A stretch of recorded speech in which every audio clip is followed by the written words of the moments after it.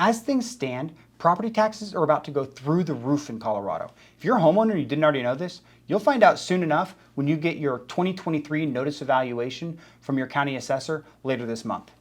If you're a renter, don't think you've dodged this bullet. You'll find out when your landlord raises your rent to pay his property tax bill.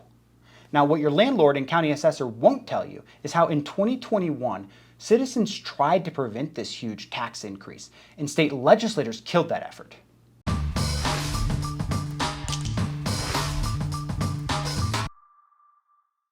The last video in Independence Institute's series on Colorado property taxes explained how repealing an important constitutional protection put us on the path to the skyrocketing property taxes Coloradans now face.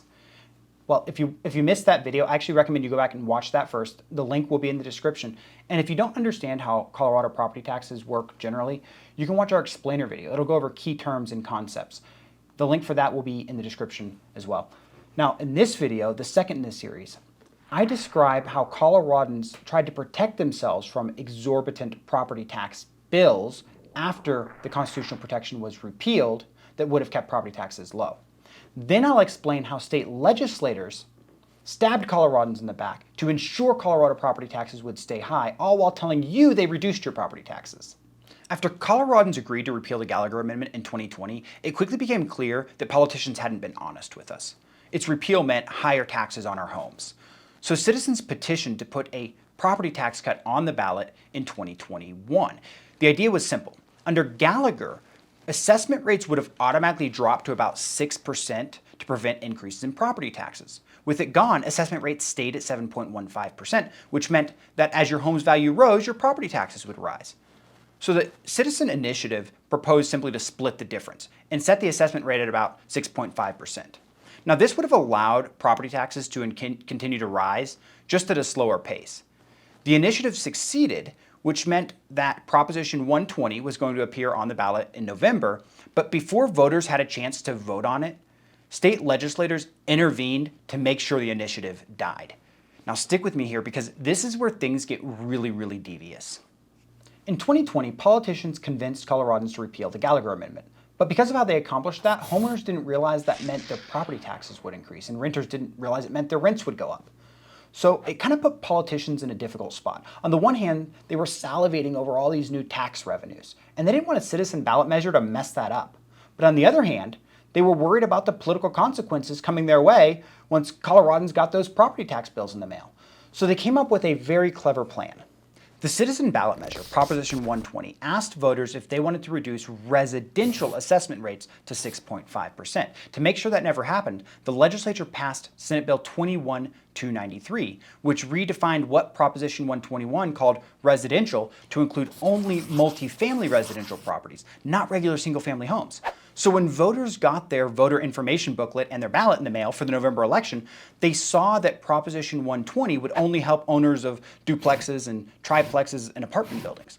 Because the legislature redefined property classification terms used in Proposition 120 after the ballot language was finalized, it meant that the citizen initiative would do nothing to help regular homeowners as it intended. So unsurprisingly, the measure failed thanks to the legislature's meddling, but that's not the end of the story. Follow me and you'll see why people just hate politicians so much. So the legislature effectively killed the citizen-led initiative that would have reduced assessment rates from 7.15 to 6.5%.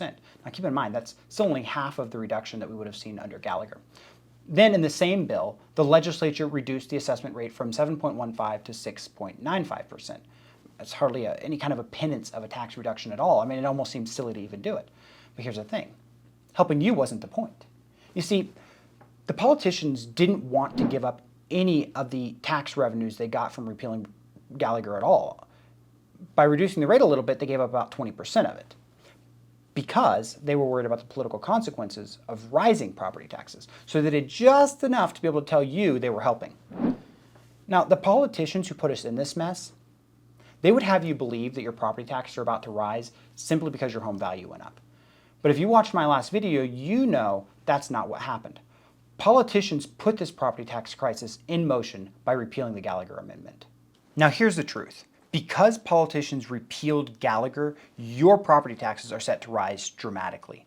That small rate reduction they gave you with Senate Bill 293, the same one, by the way, that killed a much larger rate reduction, still will result in massive property tax increases. But reducing the assessment rate just a tiny bit allows politicians to spin the narrative that they're fighting property tax increases.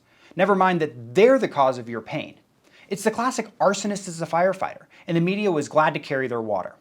But that was 2021. By 2022, home values had continued to rise sharply, and it became clear that the tiny rate cut they gave you in 2021 would do next to nothing to help. Next week's video will go over the latest changes from the 2022 legislative session, and there's some irony in there that'll make you cringe. Now, you're not going to want to miss this because this lets you know where things stand today and likely will stay if the legislature doesn't act within the next few weeks. So if you want to get notified when that video comes out, hit the subscribe button, hit the bell icon, and remember this: if knowledge is power, then ignorance is servitude. Let YouTube know you like this content and want to see more so that I can bring you and other Coloradans more knowledge like this.